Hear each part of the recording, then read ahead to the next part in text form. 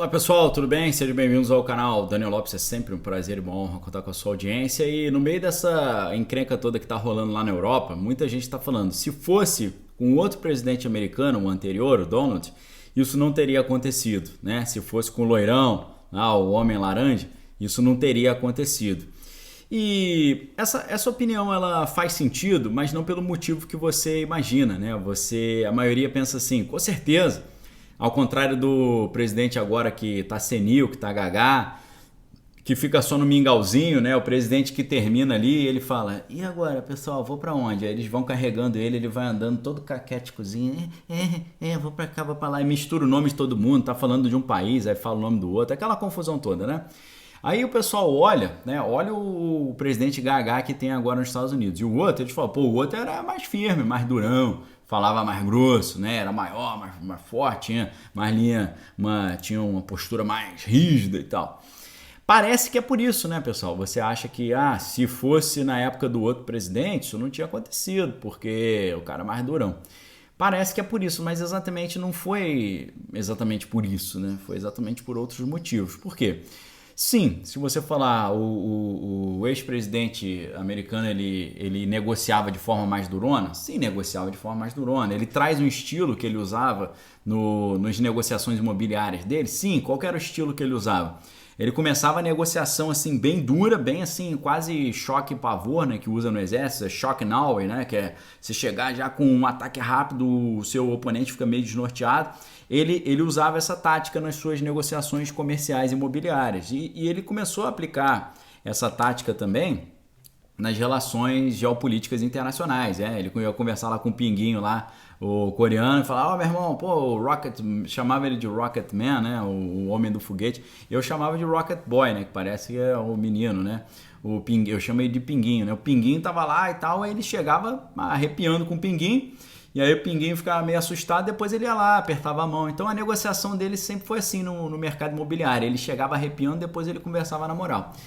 Só que nesse caso o negócio é meio estranho. E a coisa é tão estranha, a coisa tá tão explícita, que o pessoal da mídia tradicional americana ele não sabe mais o que dizer disso. Vocês vejam agora, dia 26 de fevereiro, saiu uma matéria no Los Angeles Times falando: a adulação do ex-presidente americano para o Pudim foi longe demais, ok? Adulação, né? Baba-ovo, né? O cara louvar e tal, exaltar. Essa exaltação que o Donald está fazendo do Pudim já foi longe demais. Então, assim, tá um negócio descarado, né? Descarado.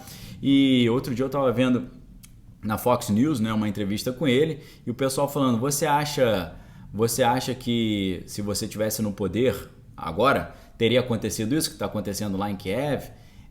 Inclusive porque você conhece o presidente de Moscou e tal. Aí ele respondeu assim, sim, eu o conheço sim. Na verdade, eu o conheço muito bem. E sei que ele é inteligente, e sei que ele é muito capaz e tal. Começou a dizer que conhecia muito bem e que era muito capaz e tal. Então, muito provavelmente, essa encrenca não aconteceu durante os 4 anos da gestão anterior, não era porque o cara era durão, era porque eles têm uma relação de amizade. E essa relação de amizade, de apreço, né, de admiração, não é nada escondido, é explícito. E é tão explícito que o pessoal nos Estados Unidos está falando, esse negócio de ficar elogiando o Pudim já foi longe demais. Os caras não estão entendendo isso, né? E saiu outra matéria, por exemplo, agora no dia 24 de fevereiro. Por que o ex-presidente não para de exaltar o Pudim? Entendeu? Por que não para de exaltar? Porque os caras têm algum tipo de vínculo ali, um vínculo, né, de conhecimento e alguns outros vínculos também, até espirituais, que devem existir.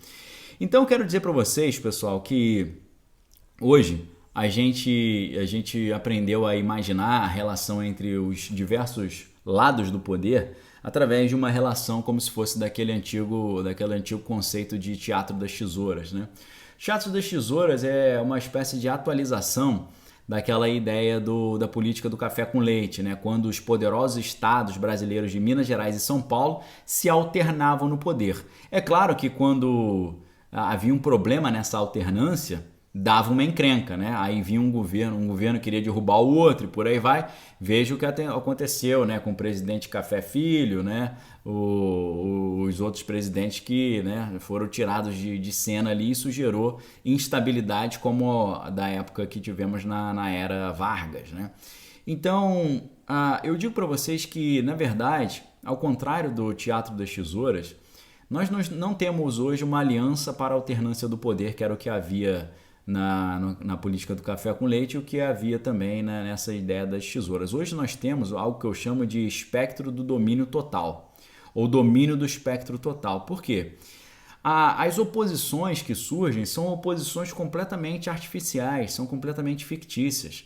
As oposições que nós vemos hoje no cenário geopolítico internacional são meras encenações, porque a oposição que existe é meramente a oposição permitida, ok? Aqui em livros como esse, do Gary Allen e Larry Abraham, você vai aprender que o socialismo, por exemplo, ele está no espectro total, né, do leque ideológico, tá? Está no espectro total. Por quê? Se você pega na ponta da esquerda, vamos supor que a ideologia é dividida numa linha. Você tem uma linha.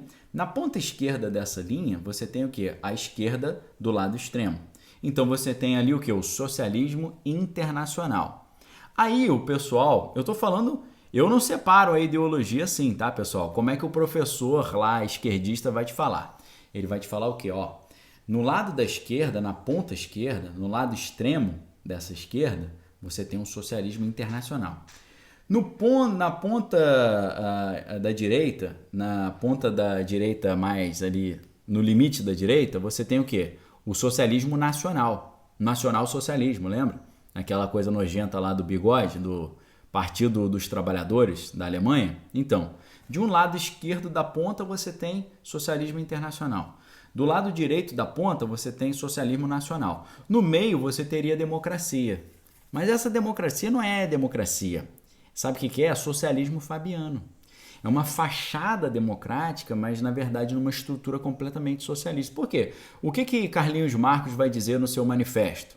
Ele vai falar o seguinte: a gente tem que usar 10 passos para ir tirando o poder econômico da classe média, enfraquecendo a classe média e transformar o proletário na nova classe dominante. Como é que faz isso? Né? Ele vai dizer, são 10 etapas. Entre essas etapas está estabelecimento do ensino público obrigatório. Como é que é o ensino público hoje? Não ensina as crianças a serem pequenos capitalistas, ensina as crianças a serem pequenos socialistas. Você sabe disso. A criação de um banco central forte que vai centralizar o crédito. Eles adoram esse negócio de banco central forte, né? Tanto que o Bakunin, do cabeça, né, do movimento anarquista, falava, né, que Marx é uma figura muito estranha, que ele tem um pé na fábrica, lá com os proletários, e um pé no banco com os banqueiros, né? Então, um cara totalmente patrocinado, pau-mandado dos banqueiros. E ele falava o quê? Imposto progressivo forte, imposto de renda forte, tudo imposto para enfraquecer o capital econômico da classe média. A centralização da produção nas mãos do Estado, ou seja, a estatização de toda a economia, né? A ideia de estatizar, a ideia do Estado controlar tudo que é feito. Ou seja, isso é o que acontece dentro da nossa democracia. Você tem de um lado esquerdo socialismo internacional, do lado da direita você tem socialismo nacional, no meio você tem socialismo fabiano. É socialismo em tudo, ok, pessoal? Então hoje nós temos o quê? Nós temos um domínio de espectro total. E isso fica evidente quando você percebe que o ex-presidente americano e o presidente lá de Moscou são amigos, ok? Então, cuidado com essa ideia de que se a gente tivesse o presidente americano anterior, não teria acontecido isso porque ele era mais durão, ele botava respeito. Com relação a Moscou, não é isso. Ele não é que ele botava respeito, eles são amigos, ok? Então, muito cuidado para não cair nessa história. E agora tá todo mundo botando, né? Volta Donald vai salvar o mundo e tal.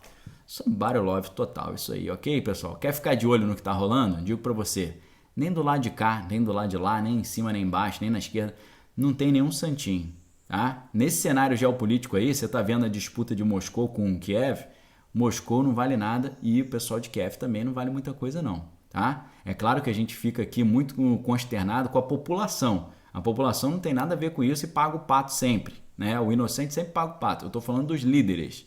Esses líderes, esses governos aí, Os dois lados fazem somebody love, tiraram de cena o oponente, jogaram no buraco quem não concordava, ok? Cuidado para você não cair em historinha aí e ficar, se fosse isso não acontecia, se ele voltar resolve, é o salvador do mundo, salvador da pátria. Cuidado com esse negócio de salvador do mundo, salvador da pátria, que quem fizer isso vai ser na verdade o próprio anticristo, tá bom? Fica ligado aí, forte abraço para vocês, fique com Deus, examine todas as coisas que tem que é bom. Valeu!